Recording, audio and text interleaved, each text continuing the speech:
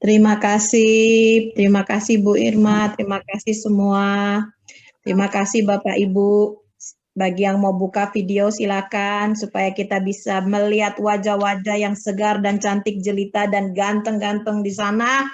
Yang pagi ini diurapi Tuhan begitu luar biasa.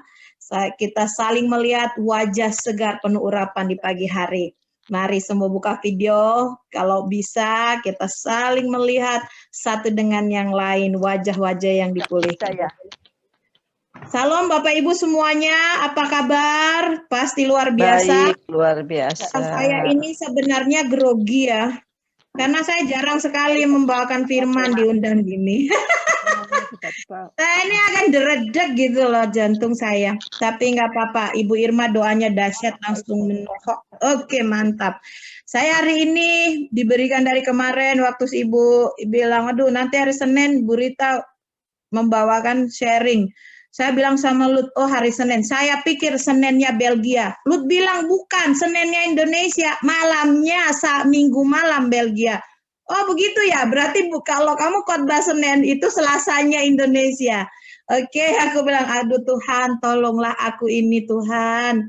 Puji Tuhan, hari Tuhan, hari ini saya mau men-sharingkan dari 1 Yohanes 3 ayat 19 sampai 24. Saya akan bacakan. Demi keyakinan di hadapan Allah, demikianlah kita ketahui bahwa kita berasal dari kebenaran. Demikian pula kita boleh menenangkan hati kita di hadapan Allah. Sebab jika kita dituduh olehnya, Allah adalah lebih besar daripada hati kita, serta mengetahui segala sesuatu. Saudara-saudaraku yang kekasih, jikalau hati kita tidak menuduh kita, maka kita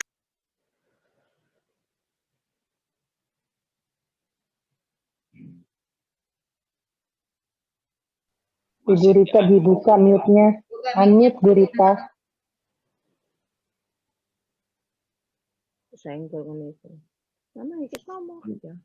Oh, ada yang mute ya? Oke, ayat 22. Dan apa saja yang kita minta, kita memperolehnya daripadanya, karena kita menuruti segala perintahnya dan berbuat apa yang berkenan kepadanya. Dan inilah perintah Yesus Kristus anaknya. Dan supaya kita saling mengasihi sesuai dengan perintah yang diberikan Kristus kepada kita. Barang siapa menuruti segala perintahnya, ia diam di dalam Allah dan Allah diam di dalam dia. Dan demikianlah kita ketahui bahwa Allah ada di dalam kita, yaitu roh yang telah dikaruniakan kepada kita.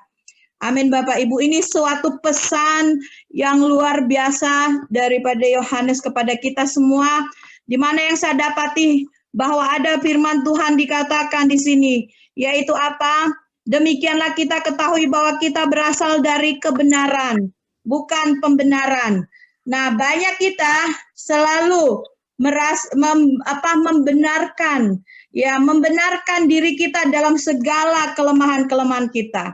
Kita tidak pernah bisa menerima kebenaran kalau kita bisa sembuh. Banyak teman-teman yang kita doakan tidak bisa menerima kebenaran kalau mereka bisa melihat, mereka bisa berjalan, mereka bisa sembuh dari berbagai macam penyakit. Karena yang mereka terima adalah pembenaran. Pembenaran dari siapa? Pembenaran daripada dokter, daripada keputusan-keputusan dokter, daripada obat-obatan, daripada apapun juga. Mereka merasa bahwa pembenaran diri atas penyakit-penyakit mereka itu menghalangi kebenaran firman Tuhan untuk melakukan mujizat dalam kehidupan mereka.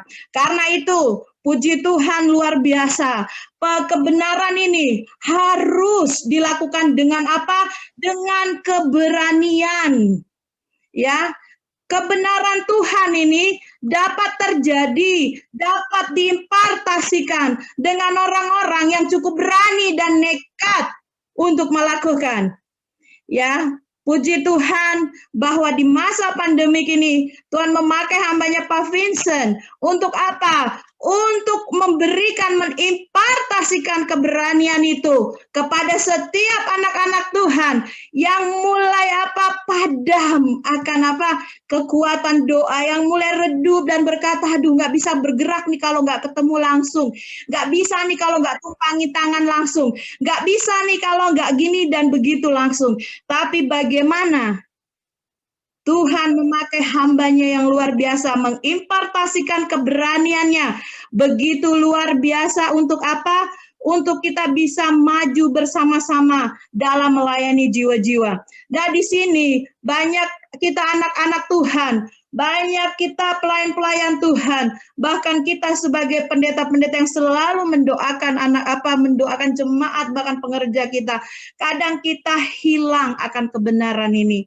Kadang kita tidak percaya kalau Tuhan sanggup menyembuhkan walaupun melalui Zoom. Karena kami sendiri dipertanyakan, kok bisa sih Caritas sama Paulus mendoakan orang di Zoom kok bisa sembuh?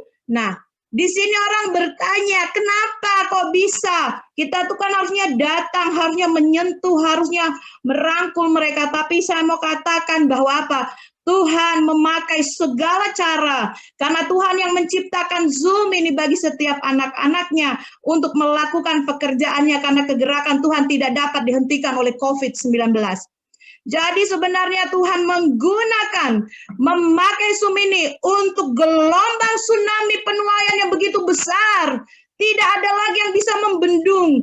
Di mana-mana orang mencari Tuhan, mencari doa, mencari teman-teman untuk sepakat untuk berdoa. Di mana di sini banyak anak-anak Tuhan yang begitu takut untuk dekat dan percaya kalau dia bisa sembuh. Kenapa sampai saya bilang anak-anak Tuhan takut percaya? Karena di saat didoakan melihat kenyataan kadang bertolak belakang. Tapi kalau saat anak Tuhan itu didoakan dan dia tidak menolak tentang mujizat yang Tuhan mau lakukan, dia terima, dia sembuh. Tapi kadang ada orang-orang yang kita doakan, kita sudah doakan. Dia bilang, iya saya terima. Tapi dalam hatinya, saya nggak terima, saya nggak percaya, saya nggak terima, saya nggak percaya. Dia sudah kita doakan berkali dia nggak terima, nggak percaya, maka dia akan terus begitu. Mencari hamba-hamba Tuhan, terus mendoakan karena kita mengalami, ada beberapa pasien yang mengalami seperti itu. Saya coba melihat kenapa sampai mereka yang didoakan awalnya, saya sembuh, tahu-tahu nanti berapa hari kemudian, Bu saya sakit lagi, sakitnya sama lagi. Kok bisa sama lagi? Kenapa sakitnya sama lagi? Kenapa kamu sampai mengalami sama lagi? Saya bertanya, dan saya tahu jawabannya. Karena apa? Karena rejected, menolak, tidak mau melakukan Kita selalu berpesan, Bapak Ibu, kalau sudah didoakan, baca firman Tuhan, berdoa, benar-benar ya Bapak Ibu, percaya, perkatakan hal-hal yang positif dalam hidupmu, engkau akan sembuh dan engkau akan sembuh. Dan saya bertanya, kenapa engkau tidak sembuh? Kenapa engkau sakit lagi? Dan dia berkata, iya Bu, saya stres lagi sih, karena saya kepikiran. Nah, kepikiran apa lagi? Kan sudah sembuh. Saya pikir kayaknya saya nggak sembuh. Ini nih. Kalau sudah perkataan saya pikir nggak sembuh lagi, saat kita berkata telinga mendengar, tubuh kita akan bereaksi. Nah, di sini kadang orang berkata, masa sih Tuhan menyembuhkan semua sakit penyakit, semua yang penyakit yang kita derita, semua disembuhkan. Saya bilang benar disembuhkan Tuhan. Soal sakit penyakit itu di dalam perjanjian lama itu sudah jelas Tuhan katakan. Di dalam perjanjian lama itu dikatakan dalam kutuk itu, dalam Ulangan 28 ayat 20 dan 22 berkata, Tuhan akan mendatangkan kutuk, huru-hara dan penghajaran di antaramu dalam segala usaha yang kau kerjakan sampai engkau punah dan binasa dengan segera karena jahat perbuatanmu, sebab engkau telah meninggalkan aku. Tuhan akan melekatkan penyakit sampar kepadamu sampai dihabiskannya engkau dari tanah kemana engkau pergi dan mendudukinya. Tuhan membuat itu semua, tapi Tuhan Yesus datang untuk apa? Untuk membatalkan semua kutuk yang kita terima harusnya. segala kutuk yang harusnya kita bawa dalam kehidupan kita. Tapi Tuhan Yesus sendiri sudah membatalkan itu semua. Dan banyak anak-anak Tuhan yang bahkan rajin ke gereja, mereka tidak percaya 100% bahwa Tuhan sanggup menyembuhkan mereka.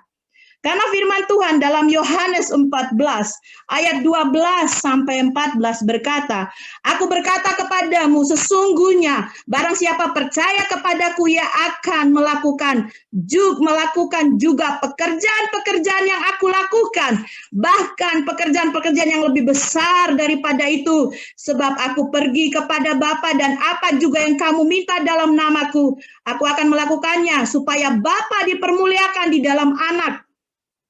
Jika kamu meminta sesuatu kepadaku dalam namaku, aku melakukannya. Nah, ini semua berbicara tentang iman. Bagaimana Tuhan sudah berkata, Yesus sendiri berkata bahwa apa? Sesungguhnya apa yang aku lakukan, pekerjaan-pekerjaan yang Tuhan Yesus lakukan, kita juga melakukannya agar nama Tuhan dipermuliakan. Tapi kadang kita sebagai anak Tuhan tidak melakukan seperti apa yang Tuhan Yesus lakukan. Kita kadang deny it, kita kadang berkata, itu bukan aku, kayaknya itu bukan panggilanku. Tapi sebenarnya di sini Tuhan mengajarkan kepada setiap kita anak-anaknya, barang siapa menuruti segala perintah Tuhan, dia diam di dalam Allah dan Allah diam di dalam dia. Tuhan Yesus diam di dalam kita, Roh Kudus diam di dalam kita. Jadi tidak ada alasan lagi untuk kita bilang, aduh, gimana ya kalau nanti orang-orang yang didoakan ini terus kambuh. Saya bilang, saya sekarang lagi belajar antara dua, antara orang depresi sakit jiwa dan benar-benar orang yang mau disembuhkan. Karena saya bilang, Tuhan buka mata saya untuk melihat ada orang-orang yang selalu kambuh, saya cari tahu, bertanya dan terus melihat tentang depresi, tentang orang-orang yang mengalami masalah gangguan jiwa dan segala macam. Dan mereka bilang apa? Tuhan bekerja juga melalui segala sesuatu, obat-obatan untuk menenangkan agar mereka bisa dinetralisir. Karena kadang orang-orang depresi yang gila, mereka bukan kerasukan, tapi memang dalam kondisi otot-otot mereka itu sudah banyak yang putus dan tidak connection lagi. Otak mereka tidak bisa memerintah dengan baik. Nah, Tuhan menciptakan obat-obatan untuk menetralisir agar mereka bisa mendengar fokus firman Tuhan. Saat mereka bisa mendengar, mendengar perkataan firman, memerintahkan otak mereka untuk bisa berkembang lagi. Akhirnya mereka bisa berhenti total. Jadi sini saya belajar, oh iya Tuhan ya, Tuhan itu luar biasa. Barang siapa menuruti segala perintahnya, Tuhan diam. Dan itu orang-orang yang mengalami depresi berat, gangguan mental, mereka butuh berulang kali terus kita layani berulang kali untuk mengatakan apa? Yes, this is it. Kamu diam, kamu tenang, kamu pasti bisa. Nah, di sini saya pelajari bahwa banyak kita kadang nggak mengerti, kita pikir mereka kerasukan. Saya belajar, oh iya ya, ternyata mereka ini sudah walaupun ditengking babak belut, ternyata bukan karena roh jahatnya, karena sistem otak mereka itu sudah banyak yang putus akibat overdosis akan obat-obatan, akan apapun, dan mereka tidak bisa mendengar dengan baik kalau mereka tidak minum obat mereka. Jadi obat itu juga bisa dipakai Tuhan untuk menenangkan mereka sampai mereka bisa tenang, baru kita bisa bicara. Saat kita bicara, mereka mendengar, tumbuh iman di hati mereka. Mereka pelan tapi pasti melepaskan semua obat-obatan mereka. Tapi ada juga yang langsung disembuhkan Tuhan. Tuhan bisa pakai berbagai macam cara. Yang di sini saya sangat diberkati juga dengan Harvest, dengan teman-teman yang terus menyemangati saya dan Lut dan teman-teman. Saya bilang Lut gini, memang Tuhan itu ajaib ya. Saya itu kalau dipanggil masuk sama Pak Vincent, mungkin saya nggak masuk di kelas Harvest, nongkrong aja di luar. Kalau Lut belajar sama diem, saya kemana gitu. Tapi saya melihat bahwa saya ngomong dengan Pak Vincent, saya orangnya obey, saya tunduk, saya tidak mau memberontak karena saya belajar untuk apa. Saya bilang Tuhan mungkin pakai Pak Vincent supaya saya dengan Lut larinya sama.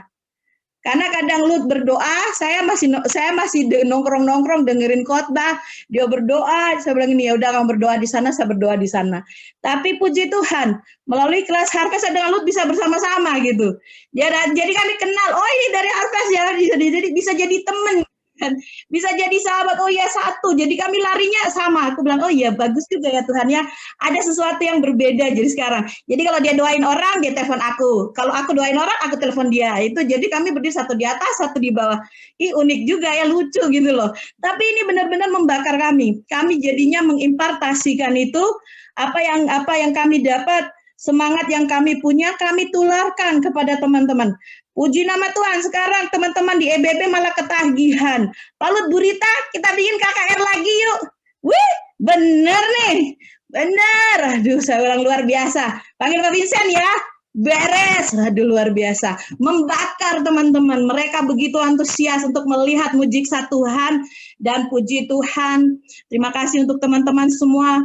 Biarlah benih firman yang ditabur hari ini tentang kebenaran, bukan pembenaran.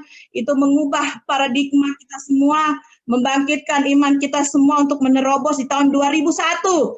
Kita pasti menuai, kita pasti menerobos, dan lebih banyak lagi disembuhkan Tuhan. Haleluya, terima kasih Bu Irma dengan Pak Andreas, Tuhan Yesus memberkati.